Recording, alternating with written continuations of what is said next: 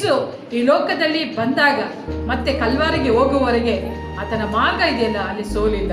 ಹಾಗಾದ್ರೆ ದೇವರ ವಾಕ್ಯ ಹೇಳುತ್ತೆ, 1 ಯೋಹಾನ 5:4 ಹೇಳುತ್ತೆ, ದೇವರಿಂದ ಹುಟ್ಟಿರೋದೆಲ್ಲ ಲೋಕವನ್ನ ಜಯಿಸುತ್ತದೆ. ಆಮೇಲೆ ಹಾಗಾದ್ರೆ ನಾವು ದೇವರಿಂದಲೇ ಹುಟ್ಟಿದವರಾಗಿದ್ದೇವೆ.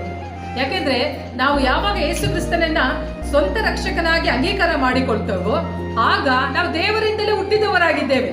ಹಾಗಾದ್ರೆ ನಾವು ಯಾವಾಗ ಹುಟ್ಟಿದ್ದೇವೋ ಆಗಿನಿಂದ ನಾವು ಭಾಗ್ಯ ಕಾನಾನಿಗೆ ಸೇರುವವರೆಗೂ ನಮ್ಮ ಮಾರ್ಗದಲ್ಲಿ ಜಯ ಮಾತ್ರವೇ ಅಡಕವಾಗಿರುವಂತದ್ದಾಗಿರುತ್ತೆ. ಹಲ್ಲೆಲೂಯಾ. ಕ್ರೈಸ್ತರಾದಂತ ನಾವು ಸೋಲನ್ನ ಏನ್ ಮಾಡಬಾರ್ದು ಅಂತಂದ್ರೆ ನಾವು ಅದನ್ನ ಅಂಗೀಕಾರ ಮಾಡಬಾರ್ದು, ಅಂಗೀಕಾರ ಮಾಡಿಕೊಳ್ಳುವಾಗ. ಯೇಸು ನಡೆದು ಬಂದಂತ ಆದಿಯಲ್ಲಿ ಎಷ್ಟೋ ಸೋಲಿನ ಮಾತುಗಳು ಆತನಿಗೆ ಬಂತು, ಎಷ್ಟೋ ಸಂದರ್ಭದಲ್ಲಿ ಆತನನ್ನು ಸೋಲಿಸಲಿಕ್ಕೆ ನೋಡಿದ್ರು. ಆದರೂ ಕರ್ತನಾದ ದೇವರು ಪವಿತ್ರಾತ್ಮನ ಶಕ್ತಿಯಿಂದ ಆ ಒಂದು ಸೋಲನ್ನ ಜಯವಾಗಿ ಆತನ ನಡೆಸಿ ಸೋಲನ್ನೇ ಕಾಣದೆ ಆತನು ಪರಲೋಕಕ್ಕೆ ಒಯ್ಯಲ್ಪಟ್ಟನು. ಹಲ್ಲೆಲೂಯಾ. ಅದಕ್ಕೆ